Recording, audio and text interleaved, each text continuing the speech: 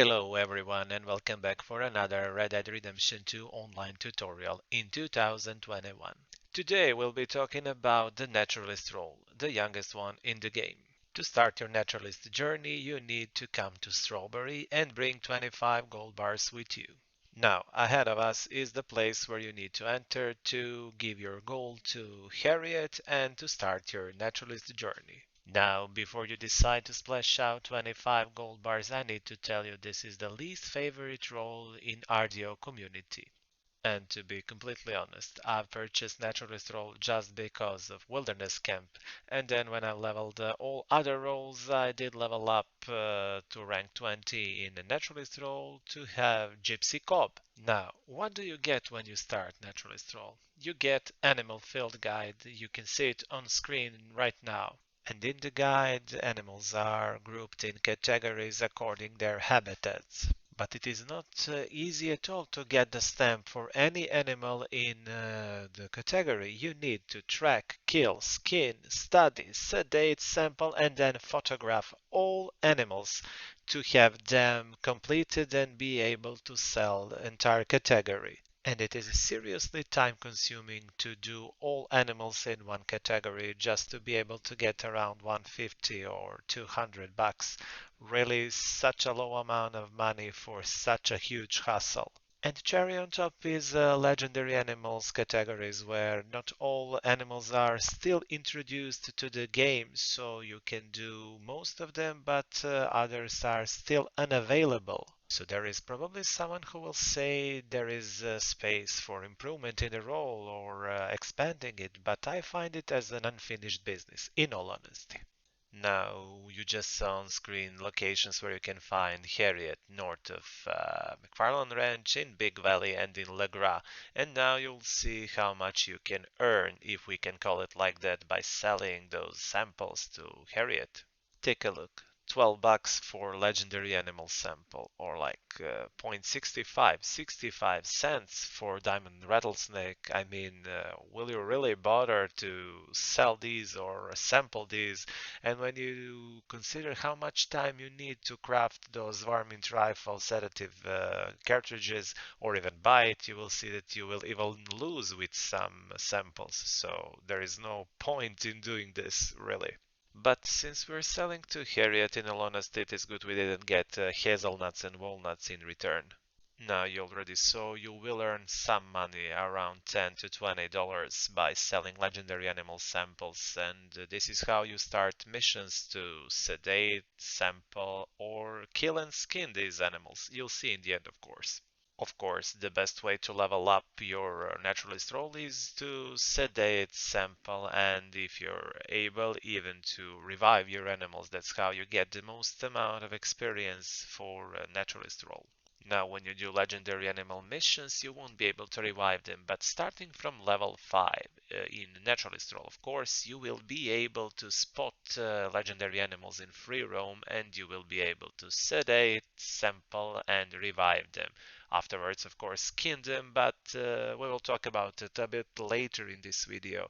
For now, sampling these animals will bring you the same amount of experience as in missions, but selling these samples will bring you less dollars. But in all honesty, if you get 22 or $12, you really don't care about it. It's still a ridiculously low amount of money. Of course, some of you probably wonder which animals, legendary animals, are the best to be hunted or sampled. Well, you can see it on screen, and don't worry, you don't need to pause the video. There will be the link in the description below to see this chart and take your time to study it. And probably most of you spotted the trader material column in this chart. That's the most important chart for me right now. In the beginning it was not, but later on I really used this chart and was really helpful to me to fill my butcher stable quickly. Now, there was another column besides sample and trader value, and that was trapper value. Of course, that's for Gus MacMillan, you guessed it right. But selling your skins to Gus if you don't want to create his garment sets is really a loss of value, because in the end you would earn much more just by donating the skin to Butcher Stable. Let's take this legendary Paita bison as an example. It brings 58 materials to your butcher's table. That is the same amount of materials as 4 perfect buck carcasses. And you know how much time you need to find 4 bucks, not 4 perfect bucks.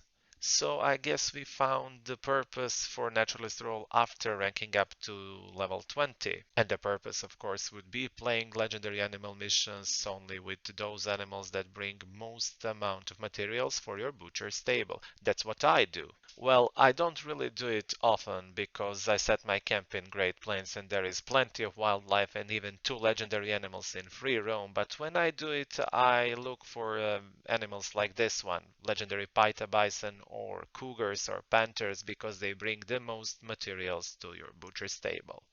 Now, how about these legendary animal missions? They really look a lot like legendary bounties, but the only difference is who or what are you hunting.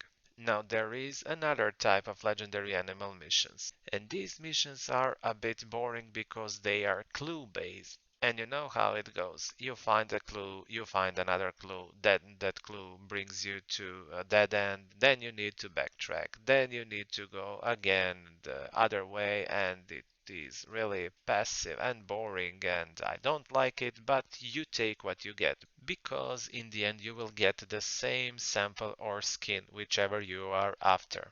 Now, besides these missions, you also have free roam events for naturalists to level up quickly. You have wildlife photographer, wild animal tagging, and protect legendary animal event.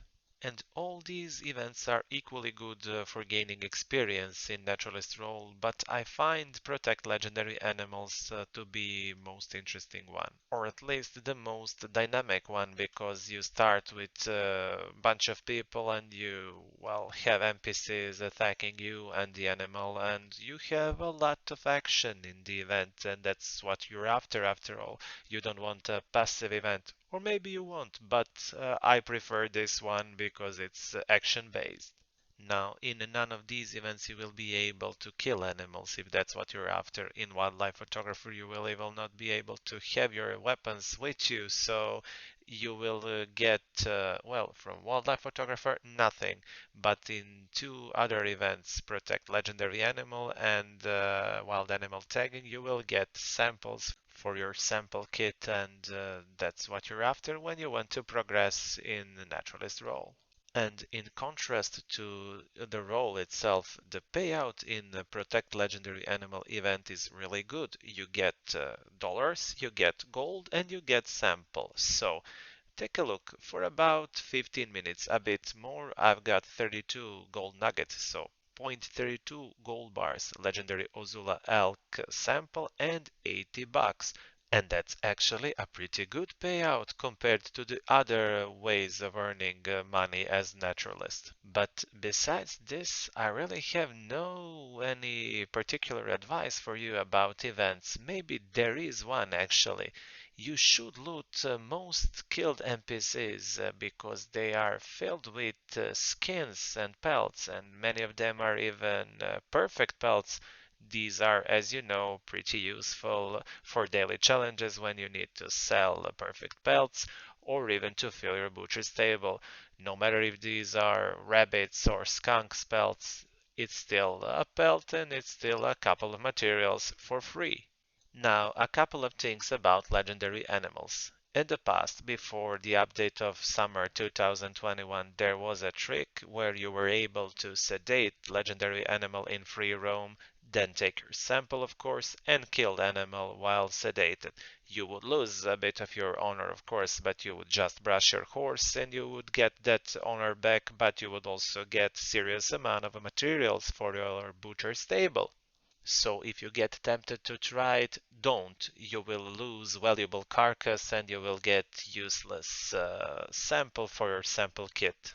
So another piece of advice when you hunt legendary animals, cougars and all other predators of course. You need slow and steady skill card, and you need it leveled up to level 3 to get the most of it of course. As you see, your horse won't back you off when you start your dead eye in slow and steady, and you will kill your cougar and all other predators without hassle. The same goes for sampling them if you need to use your varmint rifle and sedative cartridges. So I highly recommend using slow and steady because it will make these hunts easy. And it will minimize your chances to lose precious skin, carcass, or even sample, of course. Now, remember that legendary Paita bison we've hunted a couple of minutes ago. Take a look how easy it was for me to fill my camp, actually butcher stable, with materials of just one animal skinned. Wow, more than a half of my butcher stable with just one pelt. This is probably the reason I like the naturalist role. The other reason is on screen right now. It's Wilderness Camp, of course. To unlock Wilderness Camp full potential, you need to buy this pamphlet, Wilderness Travel Skill page, and you need to buy this pamphlet from the fans, and then you will have everything you need from your Wilderness Camp. Now, the only thing we need to mention about Naturalist Role is Gus MacMillan, the trapper, and his locations are on screen right now. Now, as I've already emphasized, Gus is a trapper, and what trappers sell? Cosmetics. When we play game, of course, these things are cosmetics. He's got overpriced garment sets, and many coats he sells are, well, very expensive, but you will probably buy them because they look good. But you will not visit Gus because of his clothing. You will visit him because of his trinkets, and some of them are really useful. Some are less, some are more, but I would advise buying ram horn trinket and snowy egret trinket in that order because ram horn trinket is really useful when you want to stack up on useful plants like thyme, oregano, and mint. And now we came to the part where I show you why I like Gypsy Cob, the horse of Naturalist, and afterwards we will see all cosmetics related to the Naturalist role. Thank you very much for your time, and I hope this video was helpful to you. See you in the next one. Bye bye.